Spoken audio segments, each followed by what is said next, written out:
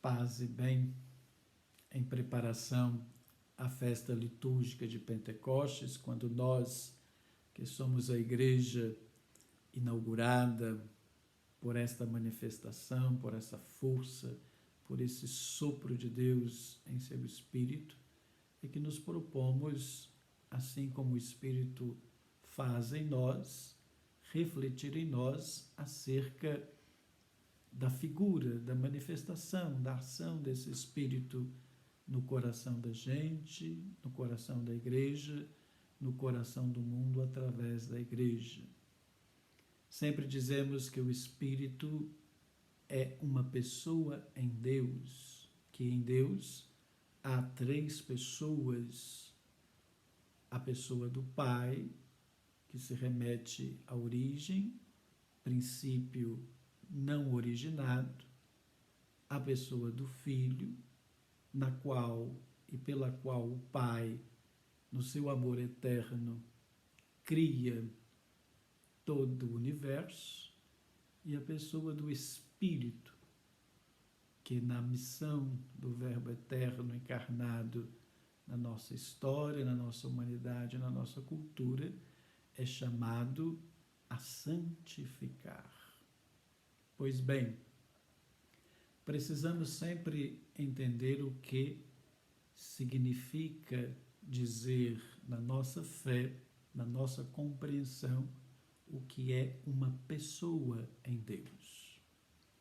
Se perguntarmos imediatamente as Sagradas Escrituras pela pessoa ou pela pessoalidade ou a personalidade do Espírito, seja no Antigo, seja no Novo Testamento, não teremos respostas muito plausíveis.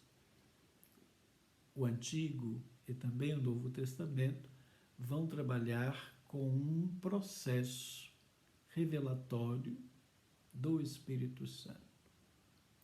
A primeira dificuldade é justamente a fé no único Deus.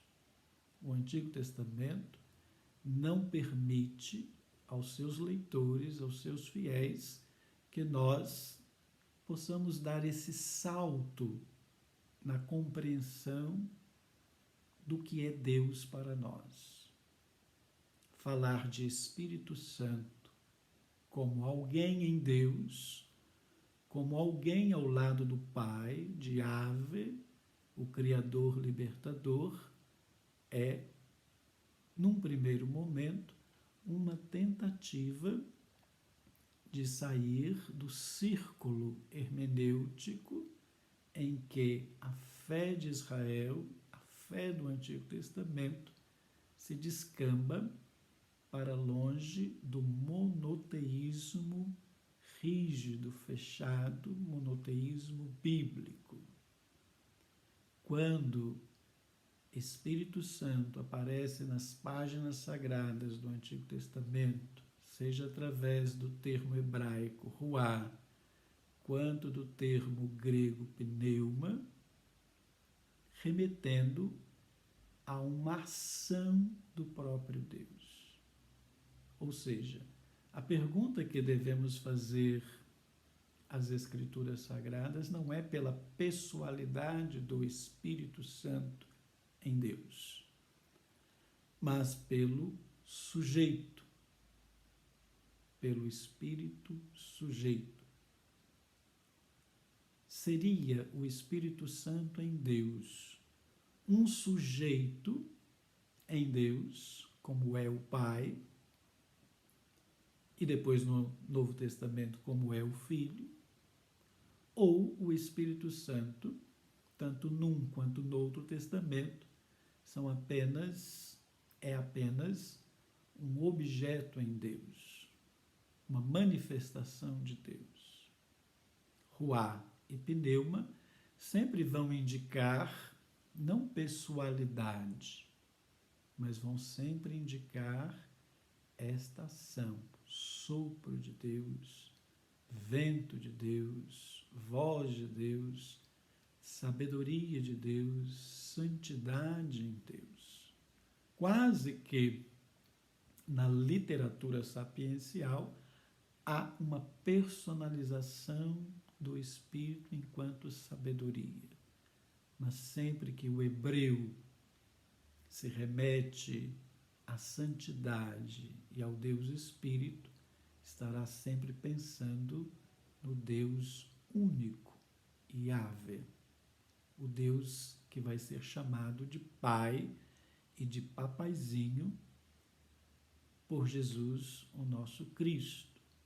O mesmo que na sua unção e na sua revelação, sobretudo no Evangelho de João, vai dizer às claras que o outro, o Paráclitos, o defensor, o consolador, é um sujeito em Deus. Há algumas pistas, já temos na literatura paulina, desta ação do Espírito Santo em Deus. Porque é esse mesmo Espírito que vai nos ajudar nos nossos corações a chamar Deus de papaizinho. Abba, papai. Esse mesmo Espírito que vai nos permitir sentir e afirmar a nossa filiação divina.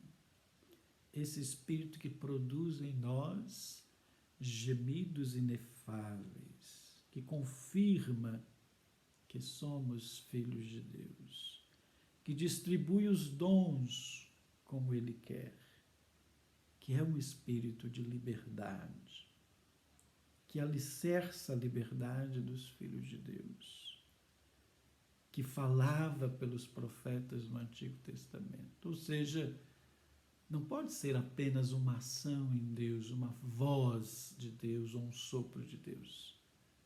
Paulo está aqui processualmente revelando que o Espírito é um sujeito em Deus, é um outro em Deus. Mas essa categoria de sujeito, essa pessoalidade do Espírito, ainda que não seja explícita, será acentuada pelo Evangelho de João, o outro, o Paráclito, aquele que terá a tarefa de interpretar o Cristo, de relembrar as atividades e a ação de Jesus. O Espírito é perfeitamente, então, um sujeito, mas não é um sujeito à maneira que o Pai é sujeito e que o Filho é sujeito. Portanto, quando dizemos o Espírito é uma pessoa em Deus, não podemos hoje, primeiramente, partir da noção de pessoa humana. Primeiramente, porque esse termo foi cunhado por Tertuliano justamente para o entendimento das pessoas em Deus, para a diferenciação em Deus do Pai, do Filho e do Espírito Santo. Logo, quando dizemos hoje que o Espírito é esta pessoa em Deus, estamos dizendo que esse Espírito Santo de Deus é um sujeito com o Pai e o Filho. E esse Espírito é que vem a nós para nos lembrar, no nós de Deus, no lugar de encontro comunional entre o Pai e o Filho, deve estar latente, inerente e projetando para frente, para nós, o nosso encontro humano com Deus.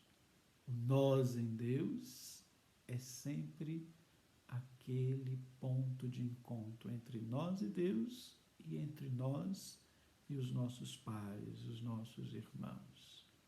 Logo, o sujeito Espírito Santo está em Deus, diferentemente do Pai e do Filho, e age numa única missão criadora, libertadora e salvadora, que é o princípio divino para nós.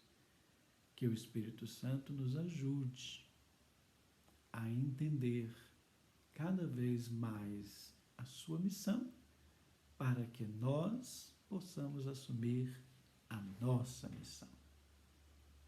Louvado seja nosso Senhor Jesus Cristo.